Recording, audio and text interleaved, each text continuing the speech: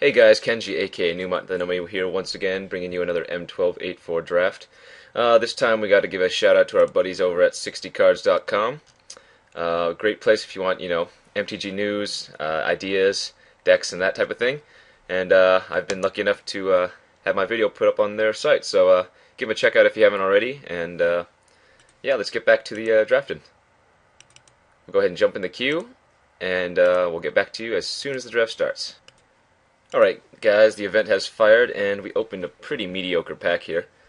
Looking over the cards, playables are in Griffin Sentinel, Aramancer, Slaughtercry, Cancel, Peregrine Griffin, Llanowar Elves, Warpath Ghoul, I guess Rune Claw Bear, Fiery Hellhound, Arbalist Elite, Phantasmal Dragon, and even sometimes Mace Enchantress. All those cards that I said, though, are pretty mediocre. The best ones probably being the Phantasmal Dragon, the Arbalist Elite, the Peregrine Griffin, and the Llanowar Elves. I'm going to go ahead and snatch up the Phantasmal Dragon here. I know, it dies to any targeted effect, but in this format they're so... you're always going to be getting a 1-for-1 unless they have something like the Arbalist Elite or Gideon's Lawkeeper. If you're trading 1-for-1 with like a damage spell, you're not too worried about that. And the Phantasmal Dragon just does a lot of work. Ooh, and we got some really good choices here for this pack. So, after taking a Phantasmal Dragon, I'm kind of tempted to take the Lord of the Unreal here, although I'm almost certain that, it's going to wheel because this pack is really stacked. So, we have the Assault Griffin, the Gorehorn Minotaurs, the Aether Adept, Blood Ogre, Fire Slinger, Oblivion Ring, Drifting Shade, Titanic Growth, and to some extent Blood Rage Vampire. I think the best card to take is probably the Oblivion Ring. Unconditional removals, pretty good. But the Aether Adept and the Gorehorn Minotaurs are certainly very good. And considering we've already taken the Phantasmal Dragon, I think I'm actually going to go with the Aether Adept. It's just such a big tempo swing. So yeah, we're going to go ahead and go with that, although Oblivion Ring is probably pretty close. Alrighty. This next pack has, a few good cards in it. Timely Reinforcements is certainly a good one. You do have to do a little work to get both of the abilities, but even getting 3/1/1s or 6 life can be really good in certain scenarios. The next good card is probably Crimson Mage and Arachnus Web. Ponder and Rampant Growth are all fine as well. I think I'm going to take the Timely Reinforcements. I know we passed the O-Ring in the previous pack, but I think it's just the best card. Arachnus Web is fine and all, but I think Timely Reinforcements is probably a little bit better. Alrighty, ooh, wow, this pack is still pretty stacked considering we're on pick 4. We have a Skywinder Drake, a Lurking Crocodile, a Gorehorn Minotaur, Sengir Vampire, and I guess to a lesser extent the Quicksilver Amulet. I think seeing a 4th pick, Sengir Vampire, is probably a pretty clear sign that we should probably jump on the black ship, although this is a second Gorehorn that we've seen as well, and these are quite good cards. If we wanted to stick to our guns, I'd probably take the Skywinder, but I'm going to take the Sengir Vampire here. I think it's the best card, and we're not really losing too much by losing the Timely. So I'm going to go ahead and take the Sengir and see if we can get some good black here. Alrighty. Nothing too great in this pack. The best card is probably Giant Spider. But I don't want to pick another color here, and the Mana Leak is actually going to go pretty well in our deck, so I'm going to go ahead and take the Leak. Drifting Shade is a fine card, but I think we're probably going to be heavier blue just by looking at our mana requirements as it is, so I'm going to take the Leak. Alrighty, looking here, nothing too impressive. Hunter's Insight is actually, a moderate card. It's never terrible. Well, I guess it is sometimes terrible, but whenever I've played a green deck, the Hunter's Insight has done some considerable work, especially with the trample guys. I'm not going to take the Fiery Hellhound, although I think it's the best card. I'm going to go ahead and take the Warpath Ghoul. It goes okay in our deck. We need some lower tempo creatures. Playing this guy on turn 3 and then the Aether Adept on turn 4 is, pretty good. I think that's a pretty good sign that black is kind of open. The Child of Night, 7th pick, is nothing to sneeze at. Crumbling Colossus is fine at all, but I'm going to go ahead and take the Child of Night, keep cutting black as hard as I can. Alrighty. Here we have a choice between, I guess, the Shade, the Seeker, the Merfolk, and the Tutor. In this kind of deck, I don't think I'm going to take the Scepter of Empires, although if we need a 23rd card, I might run it. Like I said before, I'm not going to be too heavy black, I think. So I think I'm leaning towards the Seeker or the Coral Merfolk. And while the Seeker's fine, it's better in multiples. And I don't think I want to take one here. I think I'm going to just go with the Merfolk. It's a fine card, and it trades with all the bears in the format. Nothing much here. I'm not going to take a cancel. I don't. While counterspells are fine, I like Mana Leak a lot more than I do cancel. So I'm just going to go ahead and take the Warpath. Ooh, wow. Fireslinger, 10th pick. If you guys have never played with this card, well, I'm gonna assume you have if you played M12. But this card is just such a beating. If you get multiples of these, he does just a lot of work with the Bloodthirst decks. I mean, if we picked up this guy and we already had the Gorehorns, we'd be in a good position. I'm gonna go ahead and take the Blood Rage. I think it's a fine card, and I don't mind taking it here. The only thing here for us is Mind Rot, although Crimson Mage, Fiery Hellhound, and Titanic Growth are all actually playable cards.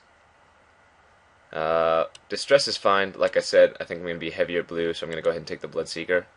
Although black has been more open thus far, so looks like we might be heavier black. A lot of the blue cards in this format that are good require a heavy commitment, so something to keep in mind. Hopefully we can open a sweet one in pack 2.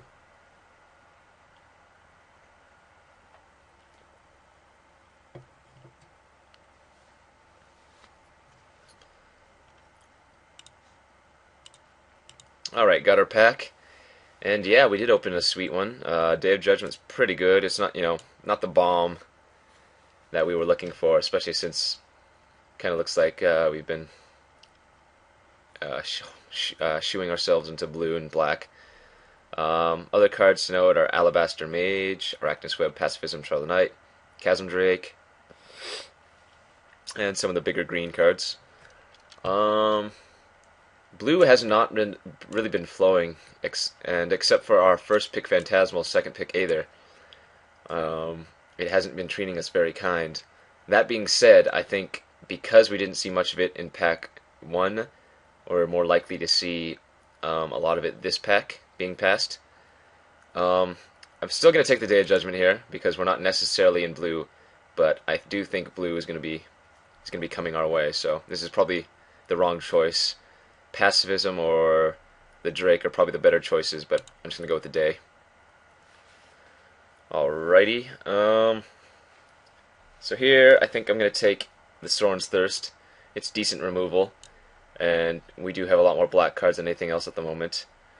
Although Reassembling Skeleton, Frost Breath, Mana Leak, and Incinerate are all good cards, as well as Lurking Crocodile, but it's not in our color. We'd be more likely to splash the Incinerate than anything else. Yeah, I'm just going to take the Sorin's Thirst here. A lot of the creatures in this format have 2 toughness or less, and they're just big pains, so I'm going to go ahead and snap that up there. Alrighty, we got a good one. Vampire Outcasts is one of the best bloodthirsting creatures available, and the 4-point or the 8-point life swings, if it has Bloodthirst, is just so hard to come back from, especially in this aggressive format where a lot of the decks are just trying to throw everything at you, go all in. The only other notable cards, I guess, are Tormented Soul, Divination, Chasm Drake, Rusted Sentinel. But yeah, we'll be happy to take the Vampire here. Nothing too good in this pack. I think I'm going to take the Crown of Empires. You could probably make a case for the Deathmark, but I mean, you could even run a main in a lot of decks, but the Crown of Empires is going to make our deck regardless. I know it does cost 2, and it does require you to keep 3 mana open if you want to activate it, but it's a good card, and none of the other cards in the pack are that great. Here, I think I'm going to just take another Sorin's Thirst. Removal's removal. like I said before, deals with a lot of problem creatures in this format. The only other thing that we probably take here, I guess, would be the Swiftfoot boots or the Ice Cage. Um, Still a spider in this pack, so that's interesting, but we'll go ahead and take the Thirst. Alrighty, and we got a gift. Looks like we're going to be pretty heavy black in our deck, and the Consume Spirit is one of the best black removal spells, or, direct damage at a pinch. Nothing really much to note here. The Amphin Cutthroat is a fine card, but we'll be happy to pick up the Consume Spirit. And looks like the same pack run almost with the Amphin Cutthroat and this Consume. We'll gladly take another Consume Spirit here, and yeah, keep running with it. Alrighty. Nothing too much in this pack. The Mesmerist is fine against like slower control decks. I don't usually want to run one main unless I'm trying to build a mill deck. The Zombie Goliath is just really mediocre. There's a lot better options that you have at 5 mana. And the Harbor Serpent's fine, but it looks like we're going to be a lot heavier in black, so I think I'm just going to go with the Mesmerist. And just a lot of red and green here. I guess I'll take a Stampeding. Nothing really for us, I guess. If nothing else, you can run Visions Beyond as like the 23rd card, just as a cantrip. Yeah, nothing here. Ah, that's good. We got a really late Deathmark that wields. Yeah, we'll be happy to pick that up. Nice sideboard card. Harbor Serpent's fine. Kite Shield is not impressive. I don't like that card at all. I don't think I'm going to be running it. So I'm going to go ahead and cut the white here. Doesn't look like we'll be playing it. We might play the Harbor Serpent, but we only need like 4 more playables in the last pack, so probably not.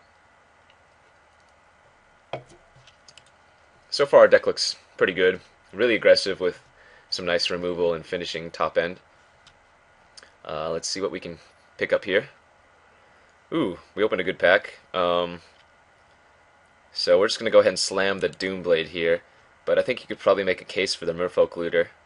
The Merfolk Looter is just such a good card. I mean, cycling through, if you have any bombs in your deck, the Merfolk Looter is going to be, a really nice card. And even if your deck's just mediocre, it helps you find the cards that are a little bit better than the other ones. But we'll go ahead and take the Doomblade here and note that, well, let's see if we can wheel anything. So Looter, Spider, Stormfront, Fiery, Benelish, Tutor, Egg, Mage, and probably Warpaint are all playable. So 1, 2, 3, 4, 5, 6, 7, 8, 9. Yeah, we'll probably wheel something like Redirect or the Dark Favor. But happy to pick up the Doomblade.